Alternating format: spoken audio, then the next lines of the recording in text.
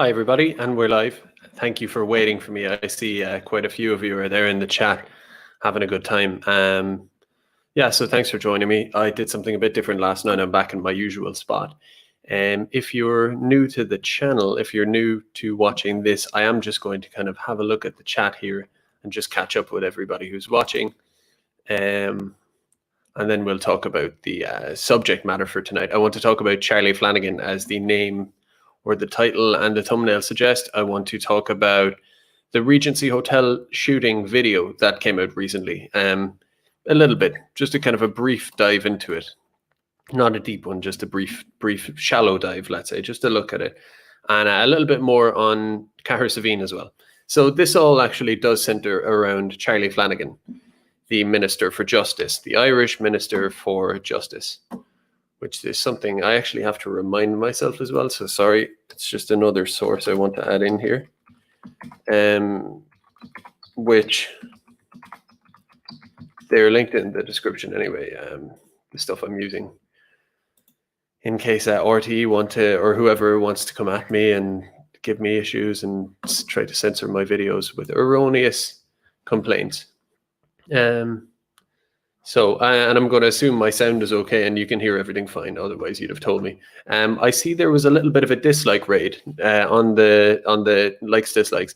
Now, I'm not too much of a sensitive man. Yeah, I won't take it to heart, but it's interesting. It's some nights that happens, some nights it doesn't, and it's not organic. It's unless I'm wrong, but I'm pretty sure.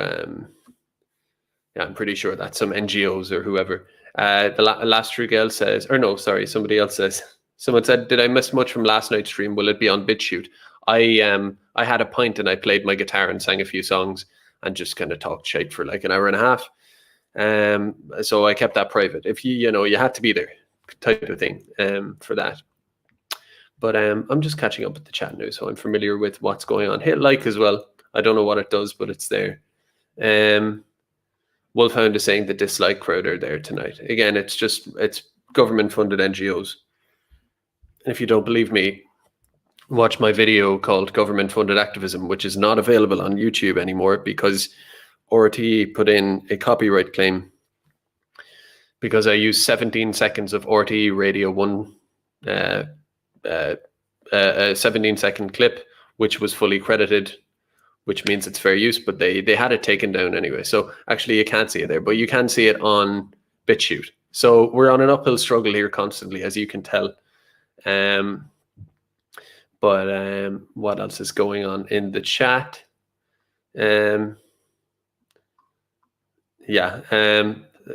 Oregon says last night was good. Yeah, I like that kind of stuff. Just having a sing song, a bit of crack, and all of that. Broaden it out a little bit. So I'm just going to get into I'm just going to jump right into it, guys. And I'm going to ask you for a quick sound check as well, because I have a video here and sometimes it doesn't play. So are you hearing that volume change noise? Bear with me.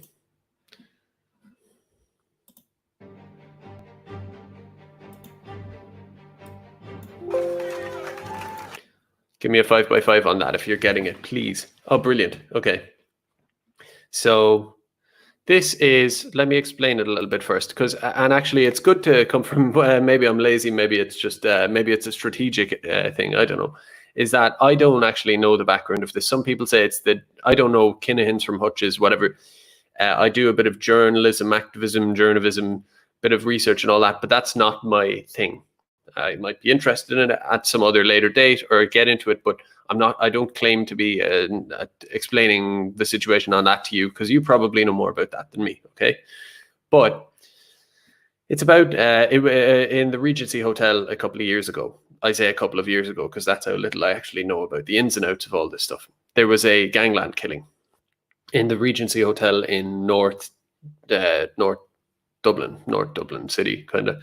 And there was a gangland shooting there, and it was kind of infamous because one of the people, it was at a boxing weigh-in, and one of the assassins, I suppose you would say, was wearing a wig, and there were assassins there dressed as Gardaí police, and so it was all high profile. That, I mean, any gangland murder is high profile, but this one particularly so, because of how bombastic it was, if that's not an inappropriate word, you know, the wig, the boxing, weigh-in, everything. So that's what that was anyway.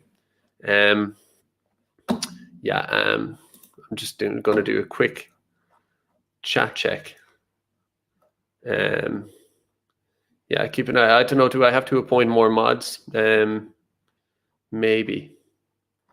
I think it's okay. I think you can manage. Anyway, I'll carry on. So all I saw was this, and again, you could blame me. I haven't done due diligence on this in terms of discovering who made this video and all of that, because it's not the point I'm trying to get at anyway. So in case you think I'm skipping over stuff, this isn't what I'm trying to get at. This is just build up for the point I'm actually going to try to make.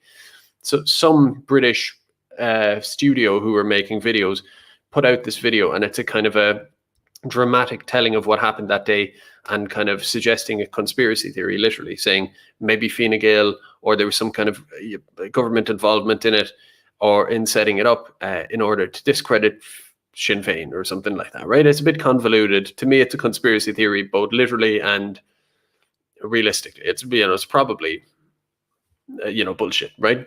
But it kind of, anyone can see that a mile off with this video, and it's, to me, it's almost like a piece of fiction. You know, it's like, you know, you look at it and you, at face value, it presents it as a out there theory, and as it also does kind of couch it. It says it's a theory. It doesn't state a fact. It says could the government have involvement? It's all intrigue, you know.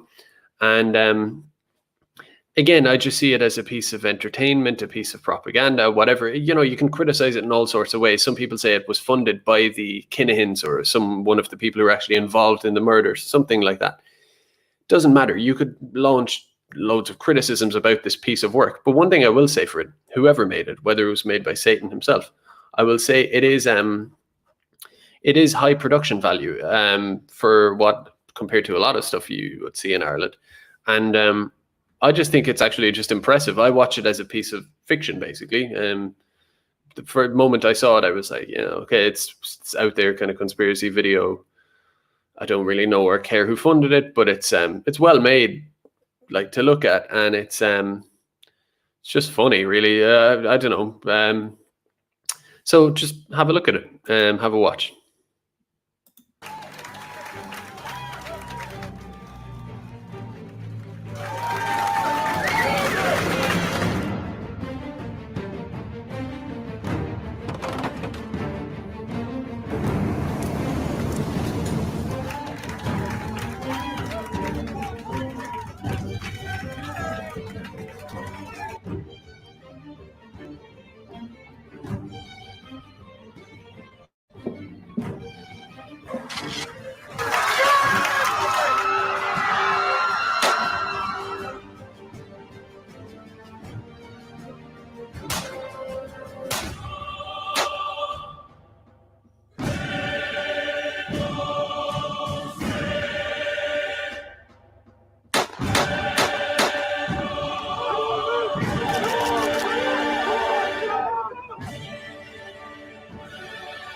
AK-47s. It might be interesting to hear the Sinn Féin president comment on this, because if that's a fact,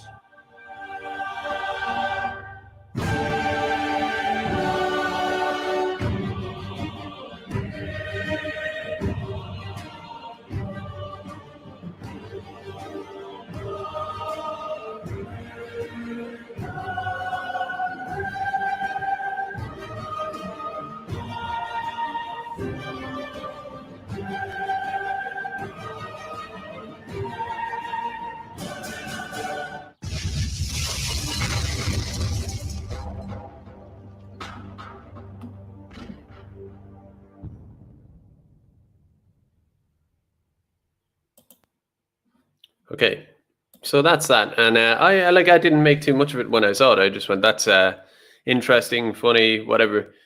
I see Keith Woods here saying this sounds implausible. It is. It's a conspiracy video, basically, right? And some people could say it has nefarious funding. I don't know how true this is. Some people say it was the gangland guys themselves,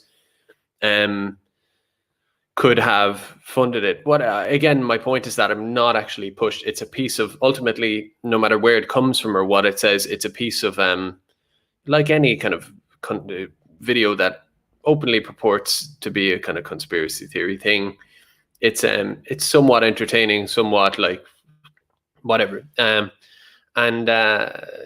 But that's not the point to me. It's just a piece of, I don't know, art. You could kind of borderline call it art, you know, like any in America, you see a lot of this, you know, that the government now very often these conspiracies are actually true, but even there's a lot of ones that aren't true. The government are doing this and that and this and that, and then you have these high production shows where it's the CIA are actually plotting to kill this and that and poison people and launch a bomb. Look at even something like Homeland or something, or I don't know, you know, any one of these shows. You have a million shows in America purporting to be all sorts of theories, and it's just, as far as I know, you don't have the State Department or the presidential office or any of that kind of commenting on it.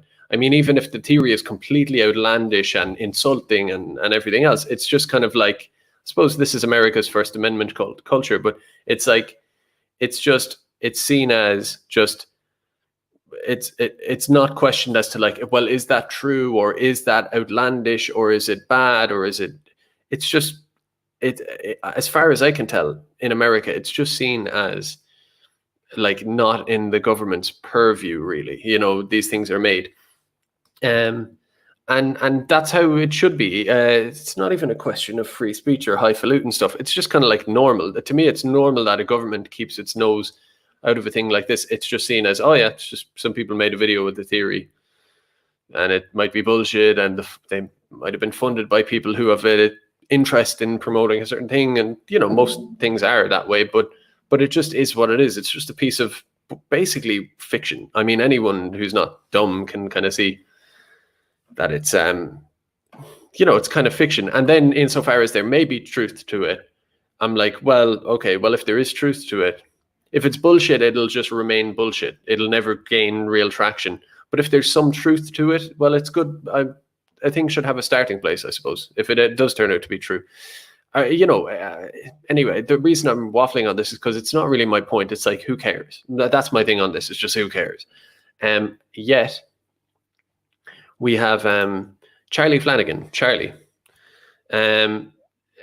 claims Fine Gael were behind feud murder are grotesque, says Flanagan.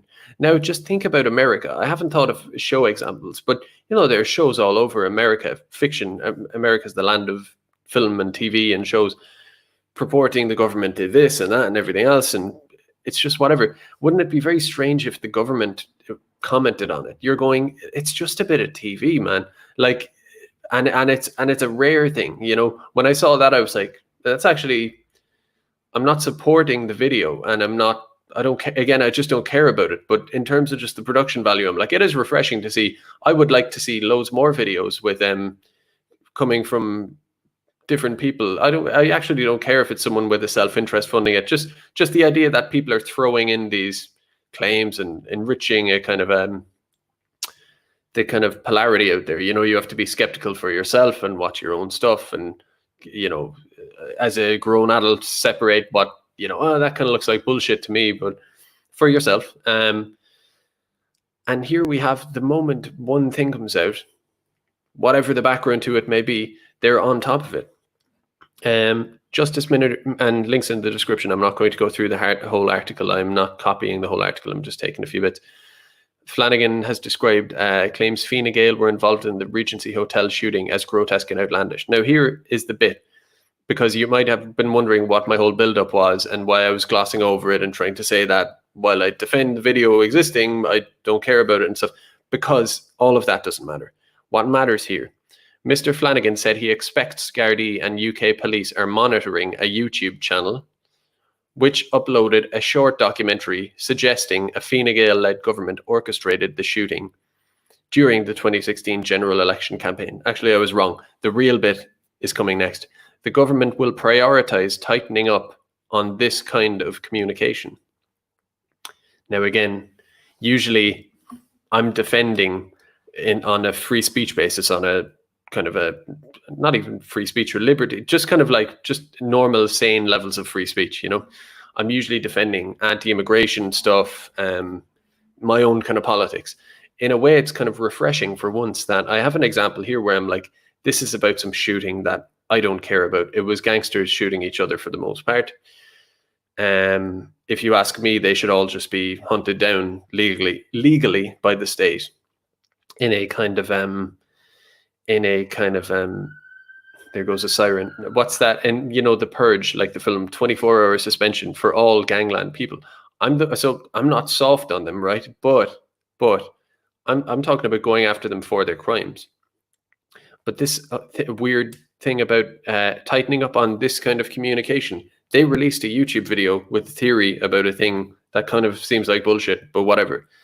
And the new government will prioritize tightening up on this kind of communication. You just have to dwell on that. And like I was saying, it's refreshing, this example, because I don't have to attach it directly to my politics. Again, it's gangsters who I just don't like, obviously, right? Scumbags. They've made some conspiracy theory video. I'm not much of a conspiracy theory man myself. So again, the theory that they've put out in this video doesn't quite convince me. So I'm not defending them because I agree with the video. I genuinely am. It's a simple principle thing here, which is just like, even when you're dealing with this, it's preposterous. For, what kind of communication? And here's the cool bit, right? The journalist Philip Ryan, who's writing on it, and you know, the new government will prioritize tightening up on this kind of communication, the minister said. And then it goes, meanwhile, former Taoiseach Francis Fitzgerald has called it outrageous. And then they go on to talk about it, but they completely gloss over. Would it not be appropriate for one of these journalists to say, kind of do a like disc scratch and just say, hold up a second. Just what type of communication do you mean? Do you mean communication that has something to do with gangsters? Do you mean YouTube? Do you mean videos criticizing the government? And that's a fairly important statement you've just made there. What kind of communication are you talking about? Inish Era says they're not journalists. I know, not really, but like, and we'll get to that. Thank you for the prompt, actually, because let's look into it. So that was by The Independent, Philip Ryan, and here we have The Independent, same newspapers, Kevin Doyle.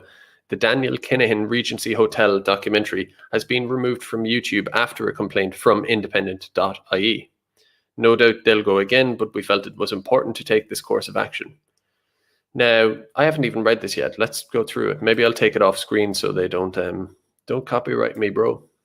I'm just going to pull it over here. Sorry to deprive you. I'll read it to you a little bit. But so it's by Kevin Doyle, same guy. Why is it important to them? Suggest political conspiracy. It portrays boss Daniel Kinahan as somebody who was worried about the welfare of boxing fans and their families. Yeah, so the video is cartoonish, and it bigs up Daniel Kinahan. Again, you know, why not just go after them? Like I've said on many videos recently, hang legally the state, no vigilante stuff. We're talking this state by law, by legislation. Why don't they just hang all these heroin dealers and traffickers? I say hang them. But I say hang them, but don't ban their videos or from the internet. I mean, it's just a video. And the other thing as well is all of the comments on this stuff, you know, on whether it was their YouTube, it's now been taken down, or on Twitter where they posted it. You know, it had like 100 replies, people being like laughing, crying emoji faces, and like lol, you know, good try, Kinahan, or you know, it's like the internet is there. It's not like we're in a situation where the Kinahans were able to fund it being played in schools to kids with no alternative, or you know, something. No, it's on the internet where it's an open comment thing. So the people can sort that out, and are well able to sort that out completely all by themselves.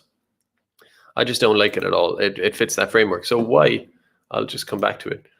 I'd like to know what the Independent's justification was.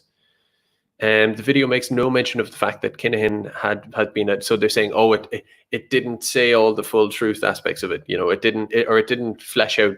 It left bits out and stuff. But I'm like, yeah, but that's the prerogative of someone who wants to upload a video, no matter who it is, to be wrong, like to be even misleading in a video. We're getting towards that kind of there's the post-truth society type of thing, but then there's also the kind of truth-obsessed society, but the truth is decided by a regime. I needn't tell you, you're familiar with all this, but it's just bullshit. They took it down because they just didn't like it. That's all.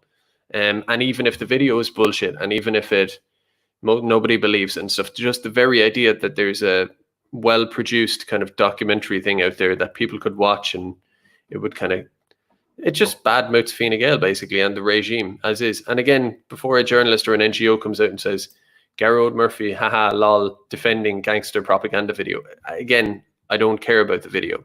The video was sorted out in the comments. People knew it was kind of bullshit. That's fine. But ultimately what it is to me is just that the government just said, no, we're not going to have people. I want to live in a society where you can have a few conspiracy videos about the government, even made by people with motives. But is that wrong of me to want that to be allowed in society? But I'd like to see the ultimate justification for this here. Journalists from INM, which is the thing that owns independent news media, were at the Regency Hotel on the day of the attack and captured dramatic photographs which sparked a national outcry. It doesn't seem to be... lawyers on behalf of INM notified YouTube of the copyright infringement of the video, and the video has been removed. So there was another case recently where, it was Dave Cullen and his video with Dolores Cahill. It was a Business Insider journalist took the initiative to report his video on erroneous grounds to YouTube, to have it taken down. I don't know. And again, it's like, it's lawyers, you know what I mean? So let's say I did a video and it criticized whatever, immigration or something like that. And, I'd like to think it would be entirely true. That's generally what I try to achieve. And they do the same thing to mine. It's not just that some snivelly little journalist in The Independent is reporting me. As they say here, now I'm conflating what's happening here and what could potentially happen to me or you. But you get my point. You mix this with the Dave Cullen thing, you can see it happening. It's a general trend. It's not just some sniveling journalist who decides to use the kind of a YouTube report button and say, I'm reporting this guy who I don't like and I'm writing a story on him and all that. No, lawyers on behalf of INM. So it's much more direct. It's not just... So like you write a video or you make a video and then regime media are able to send their lawyers to YouTube, who are the regime like search engine effectively, and lean on them to take your thing down. It's just, I don't know. I'm reluctant to use the word Orwellian. It's a bit stale, isn't it? But was there any more on that? Hold on a sec now. I've skipped ahead, haven't I? Yeah, I just think it's unreal. I'd like to see the comments on this as well. Actually, let's have a look. Are they?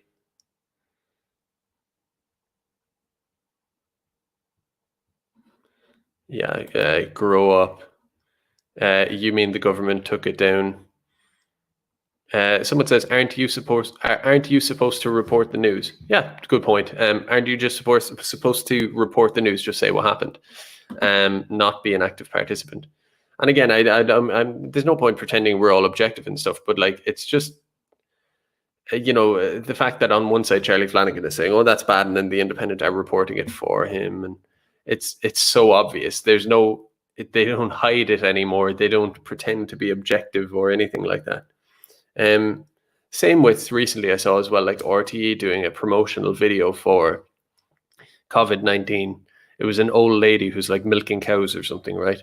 And she's saying, oh, I think cocooning is a really comforting word, and I think it's a great thing, and I think it's positive for society and all of that, right? And again, I'm not much of a flu truther. I'm a bit of a normie and a bit of a square with this stuff, right? A bit of a sheeple. But I see that and I go, RT did that, and it wasn't a piece of news. It was like a promoted ad type thing. And I just go, you're meant to be the news, not just it's openly propaganda. It's there's no pretense anymore with all these ads. Like, I was looking at that ad going, okay, I'm not as skeptical as some people to my further out than me, skeptical of the virus and the lockdown and all of that. But that said,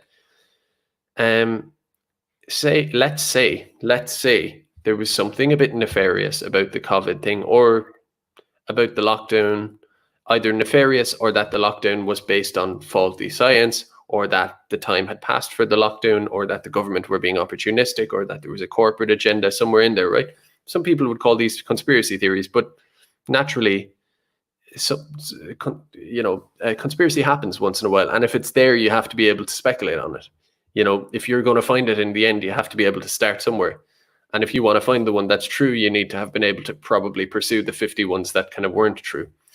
And I'm like, on that basis, I want to have a broadcaster, a media such as RTE, I want to say, okay, so you're taking a believer position on COVID. Now, say it were to change and say there were to be, a skeptical take you should have on it. There was malfeasance in there somewhere, or untruth. How would I be able to trust RTE to be that arbiter, that they would say, okay, well, we're on side of COVID now, but if things were to change and we were to discover malfeasance and the whole thing was shrouded in a lot of bullshit, and there was shenanigans being played, if we were to discover that, we would spin on our heels and we would report that. I can't trust them for that, obviously, right? Because it's like you're pumping out ads, government ads, basically. Your credibility is completely shot on it. And where I would have been Mr. Sheeple, as they say, and trusted you, no, not that I ever trusted RT, right? But I would say, I were to kind of say, okay, I'm not going to do too much research of my own on this. I probably largely agree with RT that the virus is the virus and whatever, right? So I'll just kind of take you at face value. The moment I see them pushing out ads promoting public health measures and all of that, which I didn't think was RT's job, maybe I'm wrong, is the moment I see that is the moment I go, well, okay, time to roll up my sleeves and do some research. Same with Dave Cullen and Dolores Cahill's video. Again, I kind of got a bit lazy and I was like, I don't know about all that. The moment I see Dave's video get banned, I go, whoa, onus on me now. You just made me much more skeptical, and now you've made me have to work harder. I'm going to have to look at everything twice now, 3 times, and start reviewing everything. And that's just how you should react to anytime you see people pushing shit in your face. And that's why, I don't want to stand up for gangsters or this crappy conspiracy video by them about the Regency. But the moment I see this Kevin Doyle guy and Charlie Flanagan, and they're reporting it with INM are reporting it with their lawyers, the moment that happens, it doesn't mean I believe the video. I just go, I at least want to, on principle, stand up for the existence of videos like that. It's just, I don't know, I'm getting sick of living under this regime. I really am. I feel like the temperature has been turned up to 100 in the last year. And there's something I wanted to talk about, actually, because a lot of this comes back to Charlie, a lot of this comes back to Charlie Flanagan. And let me just show you something briefly. It's a lot of it has to do, he's come in since 2017 as the Minister for Justice and Equality. 2017, and that seems about the time. Someone like John Waters talks a lot about 2011 and 12 when all these referendums came in. He marks that as a time when Ireland changed or whatever. But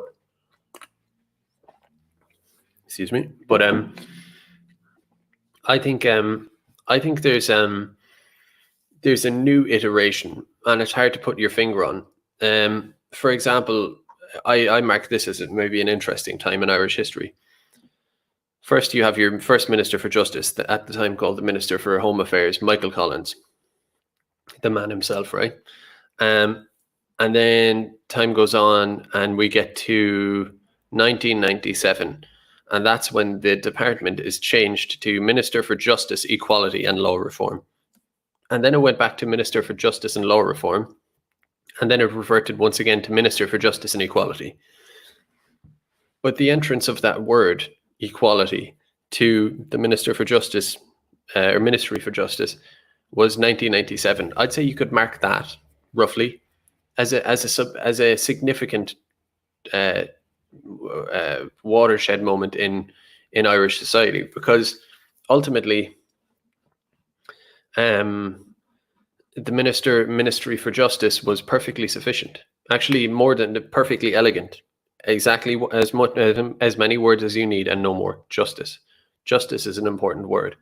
And I look at something like Cahir Savine, which we'll get onto in a while, and there's so much lying around that. I've done my 2-hour video. I keep rambling on it, but there's so much totalitarianism, you could say, and lies, terrible lies and deep manipulation, it's one thing, again, it'd be one thing if like Putin or China or something, where like if the town were like rebelling against the state policy, the military would just come in and start slapping people around and beating people up and, something like that. In a way that would be less insidious than what they do. They have a deep, pervasive, and now it's internet based as well, deep, pervasive psychological manipulation program that goes on, and terrorism in these towns, right? And I see what happens, and when you're there on the ground yourself, you know what's right, and you see the right thing being trampled over, and you see these guys getting their exercising their will, the state at large. And I go, the one word that strikes me when I see a thing like that happen is that it's a complete injustice, as in justice has lost. Justice in the deepest sense of the word, which I'm no Latin expert or whatever, but my interpretation of the word, which is what is, I'm probably wrong in definitional terms, but what is right and true, and just being given way to, over what is wrong, what is untrue, and what is malevolent. And so justice is a perfect word for it. That covers everything. Even if you are coming to, non-Irish people or whatever, like equality in the sense of people being treated right or whatever that you might mean by that is encapsulated in justice. But here's where you see this what is a kind of a revolutionary 1960s America founded agenda kind of exercising its way right into the very term, the Ministry for Justice. I just think it's an important thing that, and what was, what was I talking about? So I don't know. That was my point. Jesus, it's getting away from me, lads. It'll come back to me in a sec. I had it. I forgot it. Then I had it again. I need to get a pen or more sleep. The watershed moment. So someone like John Waters says 2011-12 was this kind of moment or pivotal moment. I agree. I'm not arguing with that. I agree that was. But I think there's been another one since around 2017. And it coincides with Flanagan coming to power. Now, I don't believe he has that much power. I see him more as a puppet than as a exercise or someone who is exercising his own will. But still, for one, I just don't like the look of him. He looks like a mean totalitarian arsehole. Someone says nicotine lozenge. Yeah, I always have one of them in my mouth in case you can see it. I don't know if it's grossing you out. I think it's just a mint. But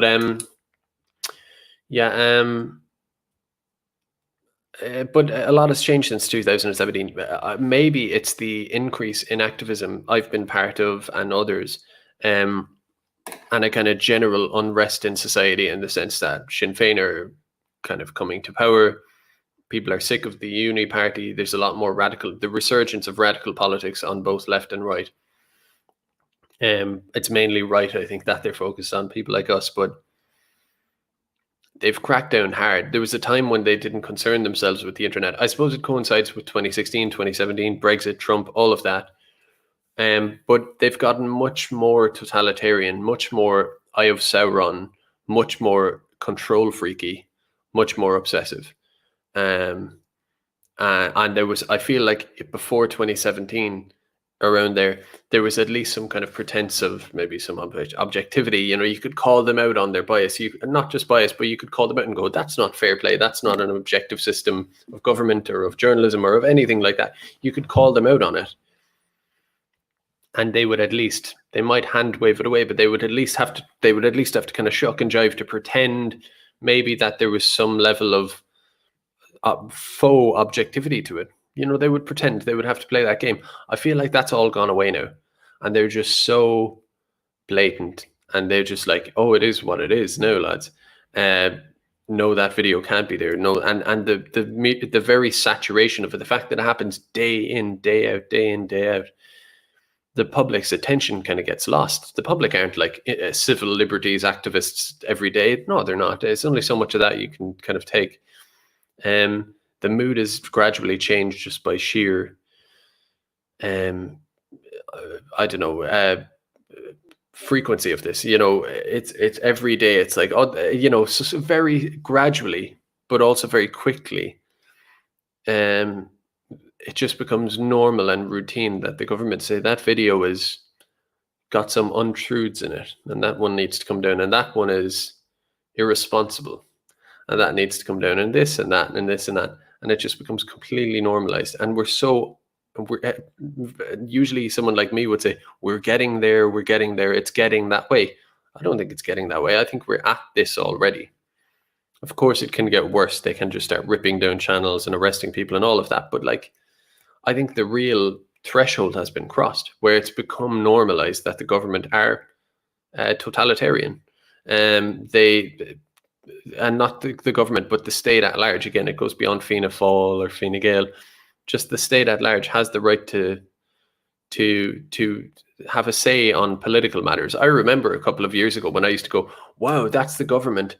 Because I always thought the elected government couldn't use their office and power. How naive of me.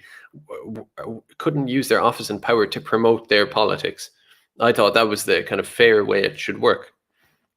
Maybe just young and naive, but and I'm sure it's always been the way that isn't quite true. That was naive of me to think, but I never thought it would be this bad, where, like I say, I'm repeating myself, the pretense is going away very, very quickly, and they're just coming right out with it. And just a quick break here. Galileo Irish Nationalism says, am I planning to re-upload the asylum industry to BitChute? I thought it was there. I'll have a look. I was pretty sure that was uploaded to BitChute, but if it's not, I'll put it back up, but I think it is there. But yeah, and you look at our last, even before Charlie Flanagan, you have Alan Shatter 2011, so that lines up with John Waters' kind of year of change or whatever. And then you have Francis Fitzgerald. We have some serious tyrants, but I think Charlie Flanagan is one of the worst. I don't know, I've had my eye on him for a while, and he's just constantly talking about suppressing people for political reasons.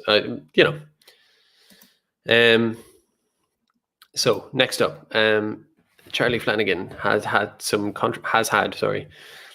controversy recently about the Cahir Direct Provision Centre. And again, I'm skipping over. If you want to know the usual stuff, just go on Twitter, search Charlie Flanagan. I usually like to just skip the bladdy blahs of it and get maybe to my own thoughts on it, because the bladdy blahs or whatever, right? And he wrote a letter to the people of Cahir apologizing, to say, I'm sorry you got COVID-19 in your town via asylum seekers being brought on a bus, etc., etc. And by the way, I haven't linked it actually because I forgot. Orla Red has some clips on his Telegram, which I don't want to bring up here because copyright and all of that. They don't allow fair use anymore, apparently, so I have to be a little bit more careful. But clips of Charlie Flanagan speaking on, what was it, Kerry FM or something, whatever. If you really want to know what the source was or whatever, for one, just go on Orla Red's Telegram, you'll find it. And if you really want to know, remind me in the comments, I will tell you. I don't think it's particularly important. But yeah, Flanagan is talking to this radio presenter or DJ, whatever he is. And I almost tore my hair out because the radio presenter was so-called, if people didn't know any better, they might listen to it and they might say, oh, he's really taking him to task. He's really, because maybe the radio guy gives that tone of voice. The people want to know, Charlie, that type of stuff, right? They go, oh, it's getting tense. It's like, no, it's complete charade. Because what he asked him was, he said, okay, so you didn't consult the town before you signed the contract. Why didn't you do that? And he says, well, to consult the town would be to disrupt or to corrupt or pollute the contractual obligation they have to the person they're in the negotiations with. It would interfere with, you can't just speak willy-nilly about a contract publicly. So so we can't do that.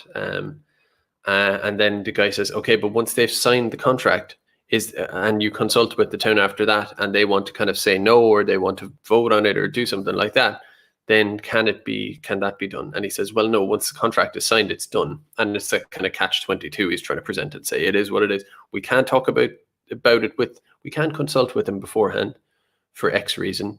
And once it's signed, we can't do anything about it for Y reason. So it's kind of one and the same thing.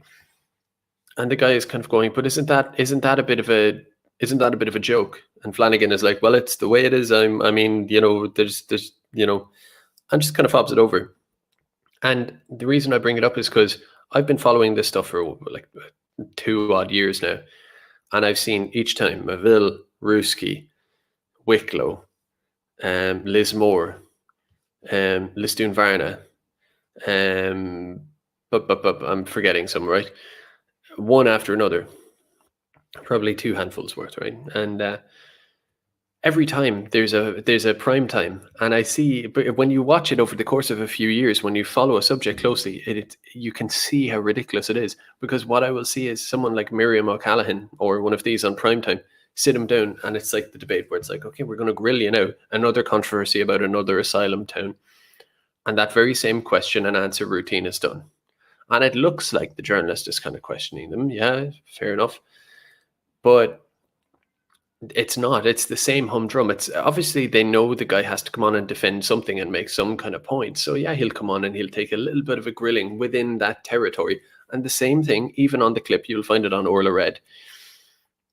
Flanagan says, and we're but what we are doing is we're engaging with friends of asylum seekers in the town.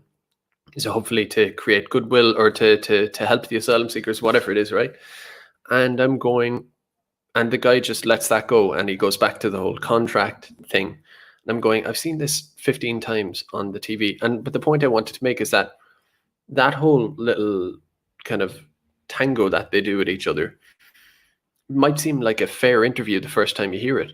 But when you've heard it for this 10th time from the same presenter, who's sitting there asking the questions like they're asking them for the first time, speaking to the same guy, Charlie Flanagan or David Stanton, who they've sat in front of and asked those same questions of like 10 times. Now, the average viewer doesn't notice that because it's separated.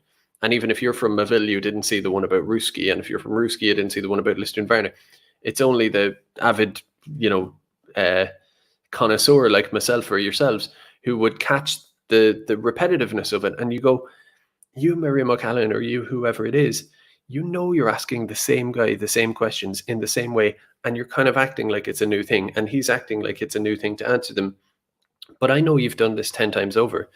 And when he brings up the Friends of Asylum thing, I know you've heard that 10 times. And I know as well, again, I'm not being egotistical, but like, I know you, or you're definitely, maybe not you, but some of your researchers and so-and-sos have seen my video, or if you haven't seen my video, you've heard about the chatter online of Friends of Asylum Seekers and all that.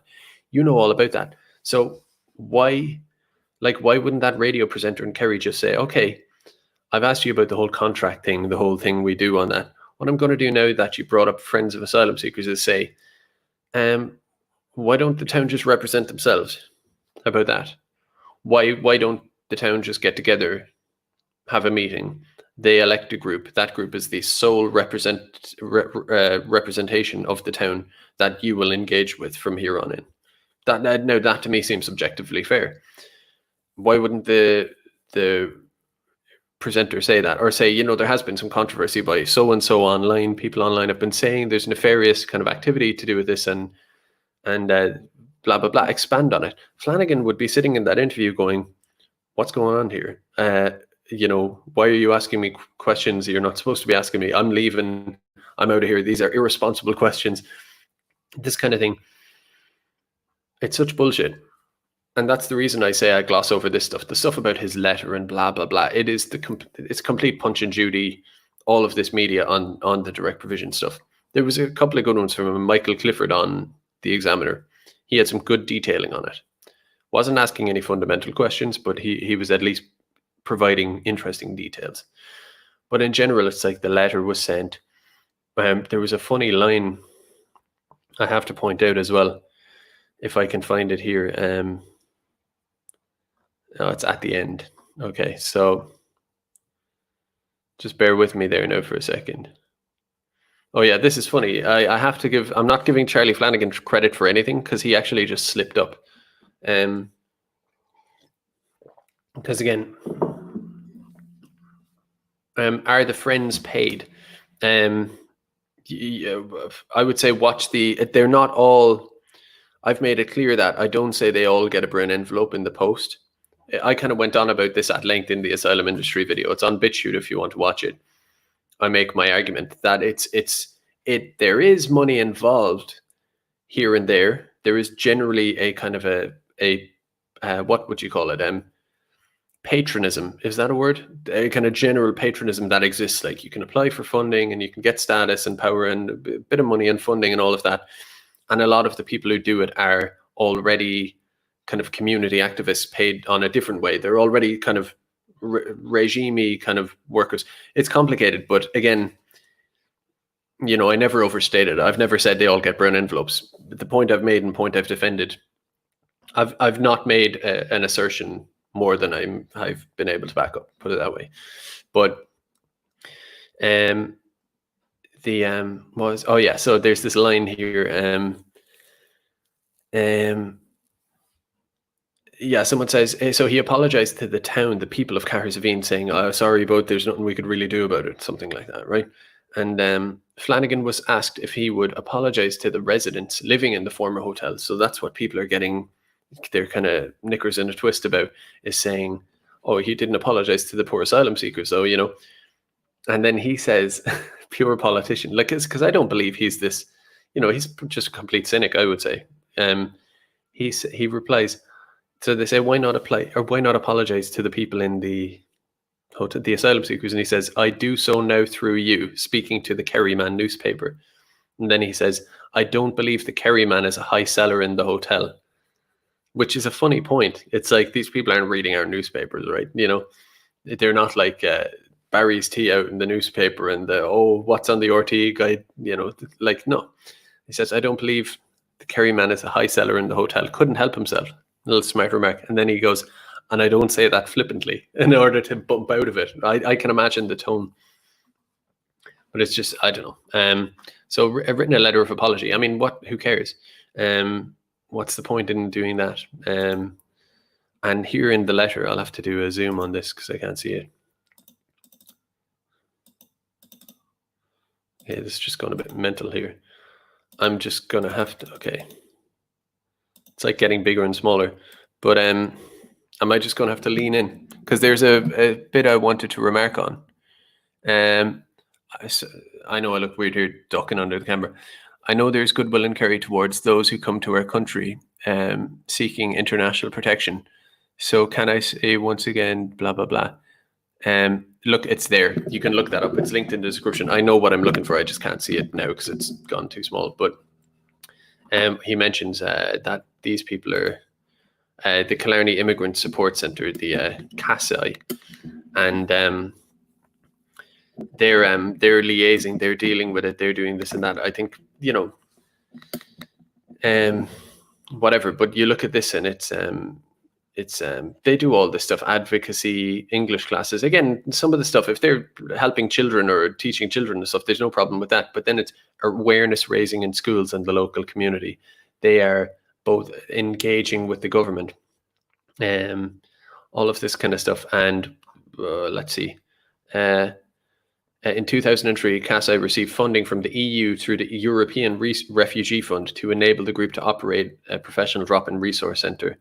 And then as time went on, they developed it into a generalised immigration body. Again, it's just another one of these, excuse me, squeak, another one of these kind of NGOs. There's always one involved, like more so than you will have local community people from Cahersiveen engaging.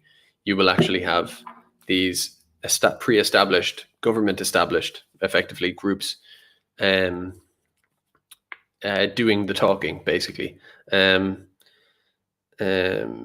Norma Foley, who is a TD in Kerry, again, these TDs are always scared to say, like, I can imagine what the people of Cahersiveen are saying to her, and then they kind of have to translate it a little bit when she comes out publicly. But she said that the local HSE office, the Kerry one or the Munster one, whatever it might be, when they were shipping these people down from Dublin after the pandemic had begun, that she said the regional office, for whether it was Kerry or Munster or whatever, the more local office, were concerned about it, and they said it was not a smart thing to do or a good thing to do, and they didn't want it to. They were against it, and that local office were overruled. She said either by the HSE or the Department of Justice. She wasn't clear, but they were overruled by someone. And again, it speaks to the totalitarian nature around this asylum thing at all times. I've noticed it all the time, whether it's planning laws, fire safety, pandemic, any kind of rights, basically civil rights of these towns to be allowed to say no to something, whatever it is, everything gets sublimated underneath the necessity to enforce these things on people, everything. When this happens, it suddenly becomes Stalinist Russia. Everything gets sublimated to the necessity of what they're doing. Deporting people who are from Georgia and Albania, who are spoofers, which doing that obviously would lighten the burden and mean you would have to do one or two less towns. That's impossible to do. There's no state power can do that. It's impossible. Hands are tied. But in every other regard, in terms of crushing the town, crushing regulatory bodies, and other branches of government, they all get crushed under the thumb of the Department of Justice. I think they're a very scary entity, the Department of Justice, when they get into this kind of mode. They have a high penchant for being totalitarian, I think. So what am I on now? That was the letter. I mean, I don't know. You can look that up yourself. You don't need me to tell you about that. It's a bit of a Punch and Judy type of thing. And here we're back to M. Night Shyamalan. She writes about the apology. She's saying, it was very mean to not talk about that they didn't it was very mean not to apologize directly to the asylum seekers. And there's a few bits in here. I should really start marking these things better. Let me just quickly go through it again. You can click to this. You can find this if you want to see it, right? There's a few bits that I just noted. So just bear with me. I don't want to lose it. Dum-da-dum-da-dum. I'll start singing to you again.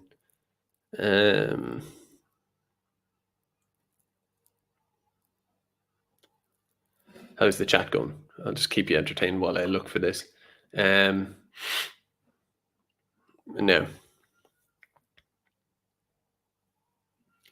Charlie Flanagan has thanked the locals for the level of compassion, blah, blah.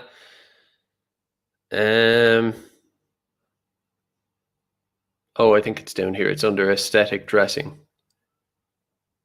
Yeah, the minister's letter has prompted a wave of responses online, many of them very critical. Numerous social media users castigated the minister for not apologizing to asylum seekers, whatever. And then she goes, quote, not apologizing to the residents themselves really conveys the contempt the politicians have for the people in their care. One local told Hot Press. One local. I discussed this in the asylum industry video.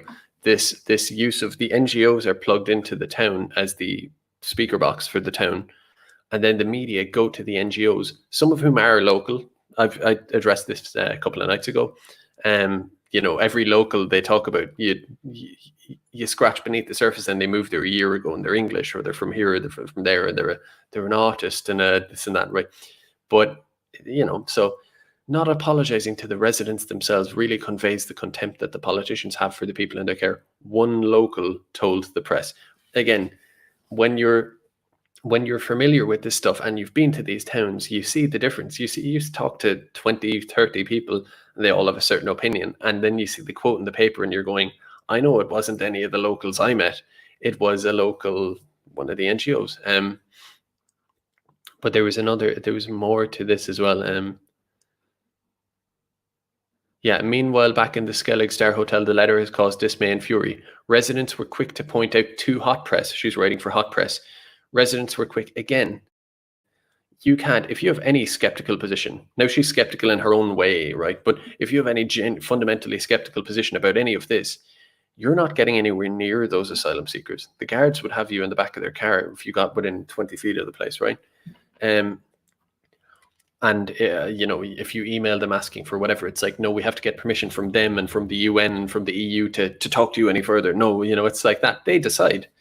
So the very fact that Hot Press have been given access and are getting these quotes and these screenshots and these letters and stuff from the centre, they could have only gotten that via either directly government permission, but I don't think they would do that. They have a layer of separation, which is why the NGOs exist. It's the NGO gets the permission. And very often the NGOs and those journalists know each other anyway. They're all a clique, but that's how the access gets given. So it's like, meanwhile, the letter has caused dismay. So all the news that's coming out is completely funneled through a kind of a state-regulated pipeline. And there's a complete cutoff between anybody in the town. I don't even know what the people there believe. I'm even cut off from them. You actually have to go there in your car. You have to get to know them. You have to do all this to even be able to know. Despite all the technology we have, that's how strongly controlled the narrative thread and flow of information is. And then, of course, you could say, well, why wouldn't the town just go online and say everything they think? Because they're terrified, right? And if you don't agree with me that they're terrified and that they're intentionally made to feel terrified, then you need to just open your eyes, right? They are made to feel terrified. So they're it's like a remote control on a TV. You put them on mute and then you start playing from your own speaker box, right? And that's what happens. I just thought that was an interesting thing. Maybe I'm repeating points I've made many times. I don't know. But here's some kind of, I think, shitlib. I don't know. I'm saying, quoting Flanagan here, who said, it is understood that Justice Minister Charlie Flanagan urged caution on seeking to reform the system for fear of making Ireland increasingly attractive to economic migrants. It's like, yeah, I mean, I'm not agreeing with him. Like, he's the one who's bringing in all these migrants in the first place and trying to crack down on any dissent. So I'm not siding with him, but like, just on a purely factual basis, I don't know why people are acting like, oh no, it's terrible that you do that. It's like, okay, how about we just, I mean, Charlie Flanagan is more on their side than he is mine by a long shot. But factually speaking, like, you make direct provision just a thing where if you come and apply and say you have a story that I was abused wherever I'm from, doesn't matter where, and you just have to basically accept it and say, okay, well, if you say it, it's true. And in the meantime, you have to put me in own door accommodation, which means your own gaff, your own apartment. It's hard to, like, it's obvious. That's not doable. That's crazy. But so they give what they provide, I think, is the criticism from that side, and then the Department of Justice will move over to satiate them. But again, I think that is, personally, I think that's a bit of another bit of a Punch and Judy show, really. I mean, come on. And speaking of which, giving legal status to 17,000 migrants discussed at talk. So Fianna Fáil, Fine Gael, and the Greens planning to give 17,000 undocumented migrants legal status. Talks are going on and stuff. It's like, what talks? Like, it's happening all the time anyway. You're doing it. We all know you're going that direction. And yet, and also they're doing this, I don't know, at a time like this, like they say that Ireland, or no, they don't say, I think it was the last True Gael said it, but he's an authoritative source, if, in my opinion. Some people speculate that there could be 1 million unemployed. I don't know, but it's going to be one of the worst economic situations in history. And we're talking about doing this. I don't know. What else have we got here? And yeah, direct provision costs. Again, I'm not much of a kind of accountant on this stuff, but it is 129 million last year. It's a lot of money. And just, for your interest, if you want to bear with me there for a sec, I just want to, I'm not going to say anything about this. I'm just going to show you. I'm just going to show you. That's all I'm doing. Oh, and by the way, I just want to make a point is that you'll say, oh, Garrod and his persecution complex or whatever, right? But I said when I was talking about the RTE copyright strikes, I made the point of like, at what point will someone give me the respect at least to say, I might not agree with your views, whatever, but what I will say is that there is a concerted effort to stifle your ability to express your views and all of that. And it is effectively, I ranted for like half an hour like last week on this, but you get my point. There's a concerted state at large kind of effort to stifle it. It involves tech companies and media and all this kind of stuff. But there is, to say these copyright strikes aren't coincidental. They're coming from all different directions, this and that, blah, blah, blah, NGOs, the spiel on that, right? And I remember finishing that video and thinking, I forgot one. I go on Twitter and everybody sees this because I'm signed out, so I'm seeing it now. The following media includes potentially sensitive content. That's on all of my tweets with a picture or a video of anything. It could be a picture of flowers, birds flying around the place, right? It's got that on it. Now, I've never written anything obscene or anything like that, right? If any of you who know me on Twitter, I'm pretty respectable, in how I present my views and all of that. And yet I have this. Now you can go on, I think you can just watch people having sex on like porn and stuff on Twitter. There's just like, porn stars and this and that, and like all sorts of, there's people with views that are much more radical and more crudely put than mine. And yet mine is banned. It was just the last time I mentioned that overall point, I forgot this important thing. I was like, it's the cumulative thing. It's the this, it's the that. And this is just one more thing I wanted to add. So I'm just entering this into the record now. It's another one of these things you go, how many of these things need to pile up before the person to my left or whatever it is, the person who isn't a political person who goes, what about all this politics there you do, Garrod? Are they really doing stuff to you like that, or is that just your imagination? It's like, how many of these individual little things, this following media includes potentially sensitive content, how many of these little things need to add up cumulatively before you go, yeah, okay, yeah, fair enough? And that's one of my big crusades. I keep saying it, is that I want to convince everybody. It's not just about me, it's in general, it's about this general political movement. I just want it to be said until everybody is blue in the face and demonstrated and distilled down into presentable bits where you can show it and say, there's no doubt about this. This is where we're at. I think that's really important for whatever reason. But here's the media. Resident asylum seekers of the Skellig Star TP Centre in Cahersiveen emerged from the centre on Wednesday after a 4-week lockdown. So, I don't know. No comment, I suppose. But no comment on that. Yeah, the asylum seekers.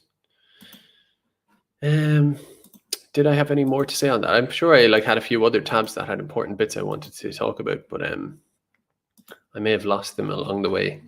Forgive me. How long have I been on for? Let's just do a check. 1 hour and 3. Anyone have any news in the chat before I go? People of Cahersiveen, all I can say to you, I don't mean to blackpill, because there will inevitably be a couple of Cahersiveen viewers maybe. It's hard to know what to say to you. I mean, there's the only thing you have in your arsenal, I think, and I don't expect everyone to do this. I don't think it's rational. You have to look after yourself. You have to look out for number one, keep the head down and all of that, right? I understand that. But insofar as you think it's possible at all, tell the truth. It may be a cliche to say, but it is a revolutionary act in and of itself. Just telling the truth and communicating with people and telling the truth. Liberating yourself in that sense and just saying, do you know what, I'm going to do it anyway. I don't know, will you stop the centre? It's already there. I think most rational people would agree you're not going to unwind that. But cumulatively, if you tell the truth and the next town, maybe that's a done deal as well and we can't stop that one. But if they tell the truth, or 3 people tell the truth and they stand up against it, and they engage and communicate to who they want to, and they say what they believe is true, and they don't bow to this stuff or don't remain silent and afraid, you may get a little bit targeted. It may be rough. It may feel a bit isolating. Some people who are on the left and right of you, who were previously your comrades, might get scared and turn on you. But you should do it anyway. Because, again, enough people do that. One person from a town telling the truth. Look at, you have Morris in Cahersiveen. You've had a few others. You had Niev in Ruski. Some people coming out and standing up. That creates much more of a wave than any of this Charlie Flanagan apology letter or lefty kind of shit libs, rad libs, pretending to be offended because we don't have open borders and stuff. This kind of Punch and Judy thing. A person coming out like Niev and Ruski creates mega waves, and the media have to come in and do overtime to try and suppress it and counteract it and all of that. And you expend so much of their energy and you do more damage to their reputation. And you can either cumulatively, even if you don't stop it in your town, you either contribute to overall discrediting this whole thing, or you stay silent and leave it just as powerful leaving your town and going on to the next one as it was when it came in, or you do some damage to it. Think of it like, I don't know, whatever that myth is with the big giant and the things with the little bringing it down, hand trips, little paper cuts, enough of them combined, and it eventually starts to wear down. And you have a choice. You have a choice to either do that or not do it. If you don't do it, you know what the end result is going to be. They just proceed on. If you do it, maybe cumulatively it has an impact. I don't know. I don't want a black pill, but I will say telling the truth is a revolutionary act in this sense.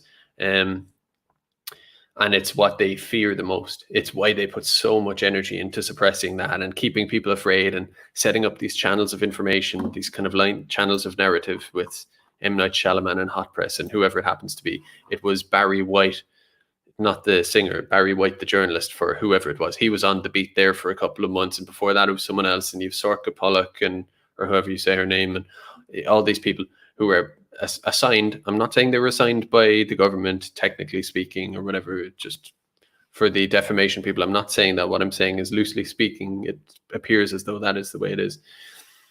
From my opinion, my personal feeling on it, right? These people are on that beat, and their job is to, I think, control the narrative on this stuff. So again, every time a local or someone just generally tells the truth on this stuff, they have to do so much work. So it's worth doing. That's all. I give that advice because that's the only advice I think I can give at this point. That can make any sense or be of any use. But that's Charlie, yeah. And I do wonder about a guy like him. He's betraying Cahersiveen, and he's doing it in a glib way, and he's done it with all these other towns. And I just, I don't know. I don't know, would I be able to express my most true feelings on that? But it is, how do I phrase it? It's surprising or dismaying and strange to live in a time when a person can do that. How do I phrase it? Without being accountable. It's just on and on. I just find that strange in its own way. They can do this because they are not strangers. They are not anonymous, right? They can do it without being held accountable in any way, and without justice being done in any way. As in, they can mete out injustice left, right, and center, and there's no balancing. There is no countervailing force. When the crime, in my opinion, it's a crime in my view, is so egregious. It's strange. I just think that's a strange thing. So Hope everyone is good in the chat. Someone says, great job. One local telling the truth is worth 100 of us. Yeah, it's so true. Now, I do think, not to sound paternalistic, but I do think a local telling the truth needs, and I'm not talking about puppets on strings or leading people, but it's a big, massive spider web and a rabbit hole, all of the ins and outs of this. And I don't expect someone who knows or who has just discovered this stuff to be able to work it all out on the fly. Because there's so many kind of, I don't know, it's like a shooting range where things pop out at you that you wouldn't expect. And that there's a lot to be said for following nationalist discourse and people who are generally familiar with this stuff to maybe get advice. Again, toot my own horn and all that. I would say watch the asylum industry video.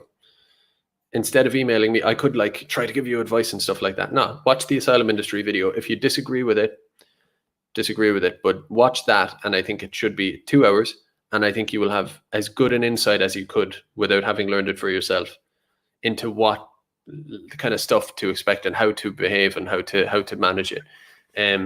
But with that caveat said, one local who knows what they're doing and thinks about it and is clever, but is also brave enough to be honest, is worth hundreds of activists or big journalists with big multi-million follower accounts and stuff. That's great, but like one local telling the truth is massive, and maybe inspiring some of their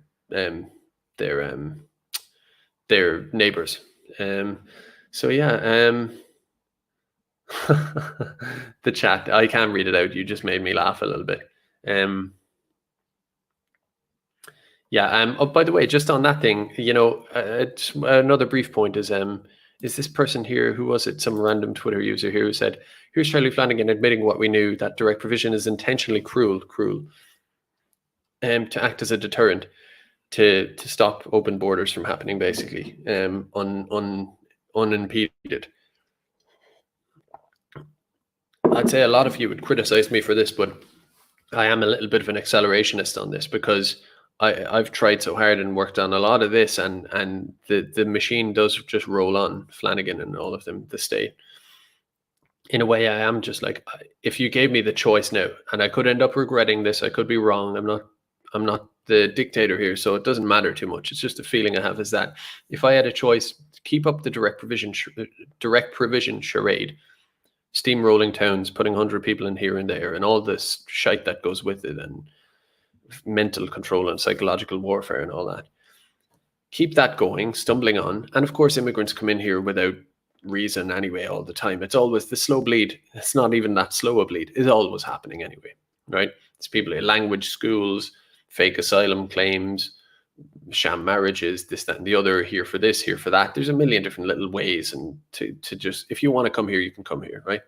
And then the visa or the excuse can come in after the fact. I mean, look at the 17,000 undocumented, right? It's all happening anyway. To me, I would say, if we could just get rid of this baggage of this asylum seeker thing and just say, okay, how about all asylum seekers just who come in and say, I am an asylum seeker, I want permanent refuge in your country. Where you come from, proof, doesn't matter. You say you are. You come in, and not only do you come in, but you get a house. More so than even just being an immigrant. You actually get catered for, because you're a vulnerable person or whatever, right? You get your own door accommodation. I am tempted to say, hey, just go for it. Just go for it. Let's get rid of this baggage of this kind of blurring the lines of what means what, and just say, yeah, let's do that. They all get their own door. And of course, everyone and their aunt will be coming here, literally family reunification will be coming here all of a sudden, and it'll bring the state into a crisis situation. Now, we might just end up going back to direct provision, I don't know, but at least it would bring this conversation full circle. And I know there's weaknesses to accelerationist arguments, I get that, but in a way it'd be better than these towns just having 100 lumped in. Just say, no, now it's a problem for the millennials in Dublin, and even the ones who are doing well and work at Google and stuff like that. Most of them are immigrants too, but even the immigrants then would be like, now I've got all these other people from my country, but there's like hundreds of them. There's the guy from my town, my city, I know him. They're all here. And now even my rent as an immigrant, even one who's getting paid well in Google, is too much. The wheels are coming off. And at least then, I don't know, it might be a flawed argument, but I'm kind of just sick of I'm sick of this this fannying about basically with this. It's silly. It's ridiculous. And these guys get to LARP. These kind of shit libs get to LARP as if they want open borders. Let's give it to them, and that's your position now. That is your position, and the government, it was their position too, because they facilitated it, and we are the ones who are against that. That's how we go into that situation, and just see how it pans out. See how it pans out. It could be revolutionary. I don't know, or we just keep going as we are. How's that going? I'm not sure. But anyway, I don't even know all the questions, not to mind what the answers are to those questions. So yeah, I think I will leave it there. Super chats, I don't even mean for money, but just like, it'd be great to have like certain questions. I'd love to just go through like a list of 10 or 15 like of the best questions. I might get someone to try doing that, or get someone to do that for me if someone was willing. Or if someone felt like it. I don't know why they would, but because I would like to kind of tail out my streams with a kind of Q&A. I'll leave it there. I'm going to take it easy for the weekend. No streams, but I will be back on Monday. Yeah, I'll go full screen to say ciao. There we go. Yeah, I hope you enjoyed this. I hope I didn't blackpill you, because I last night I sang songs and terribly sang and terribly played guitar, but I don't like the idea of getting your kind of anxiety up with all these videos too much. It's regrettable, but it is the way it is. Some of these things are anxiety inducing anyway. Yeah, I don't know. After this, throw on a good song. Put on I mentioned it. I mentioned it last night. Put on Moonlight Sonata. I'm not telling you what to do, but it's just an idea. Moonlight Sonata. Have a watch off that. Thanks everybody for watching, and I will see you on Monday. Ihawa. See you.